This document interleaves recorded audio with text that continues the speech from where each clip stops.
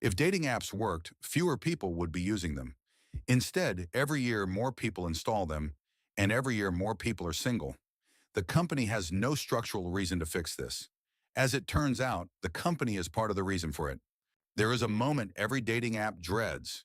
You meet someone, you fall for them, you delete the app. From your side, that is success. From the company side, that is churn, which is the word subscription businesses use when a customer stops paying. Subscription businesses survive on renewals. The moment you find what you came for, you leave. This means every person who successfully finds a partner is a subscriber the company has permanently lost. And that creates an incentive that is easy to understand and hard to publicly admit. The longer you remain single, the better the business performs. Match Group owns Tinder, Hinge, OkCupid, Match.com, and plenty of fish. These are not competing companies. They are brands under the same parent, sharing investors and a revenue model. In 2023, Match Group reported $3.4 billion in revenue. That number comes from people who are still paying month after month because they have not yet found what they came for. Once you hold that fact, the design choices start to read differently. The swipe is not a user interface choice. It is a conditioning mechanism, and casinos understood it before Tinder did. A psychologist named B.F. Skinner documented the underlying principle. He called it a variable ratio reinforcement schedule. An animal presses a lever. Sometimes a reward appears. Sometimes nothing does. The unpredictability, he found, produced more lever pressing than a consistent reward ever would. The animal never knows which press will pay off, so it keeps pressing. The swipe works the same way. Most swipes produce nothing. Some produce a match. A smaller number produce something that feels genuinely exciting. The ratio is unpredictable, and that unpredictability is the retention mechanism. You do not stop because you do not know whether the next one might be different. Sean Rad, one of Tinder's co-founders, described the app in an interview as a game. That was not a casual metaphor.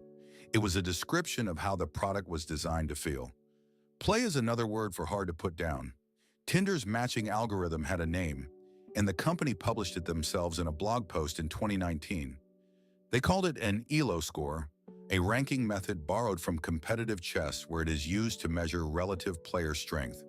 Tinder adapted it to rank user desirability. Everyone had a score, and the algorithm showed you profiles with similar scores. The post was later revised, and the term was quietly dropped.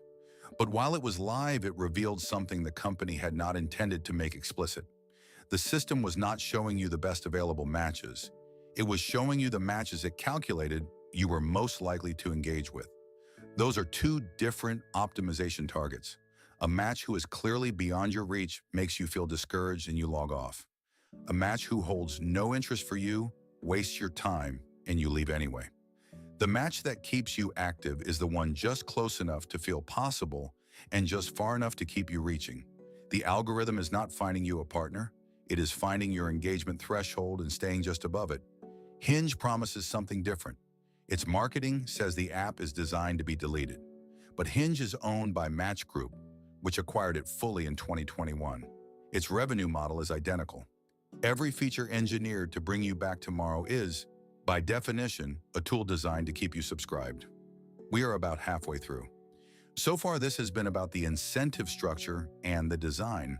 What comes next is the harder question: does the data support it, and how honest can we be about what it actually shows?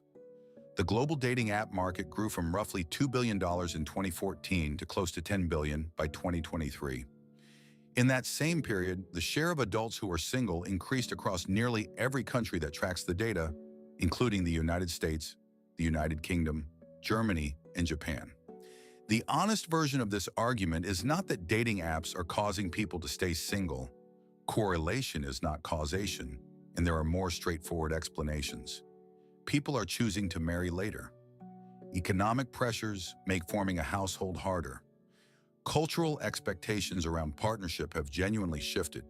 The apps are not the whole story, but the incentive structure does not require them to be. It only requires that the business has no compelling reason to solve the problem faster than it currently does.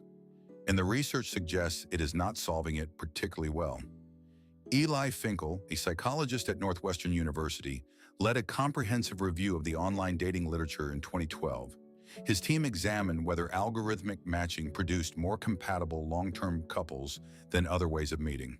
Their conclusion: no evidence that it did. The algorithms were effective at generating clicks. They were not effective at predicting durability. Barry Schwartz identified a related problem in his research on how people make decisions. When you have too many options, you often choose nothing at all.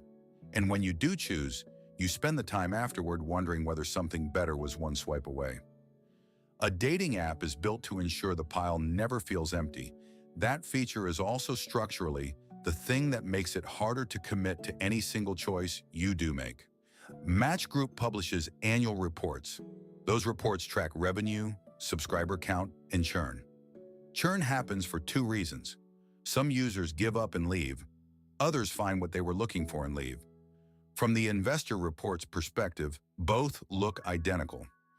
Both are subscribers the company has lost. Nobody inside these companies has to want you to stay single. The structure takes care of it. A product built to maximize daily engagement will, almost inevitably, also be a product that makes leaving feel premature. There is always one more profile, always a feature you have not tried, always a subscription tier that promises better results if you upgrade. The app is optimized to be used. Whether it is optimized to be useful is a different question, and one the business has limited incentive to answer honestly. People find real relationships on dating apps. That is also true and worth saying. But the product is not calibrated to empty itself.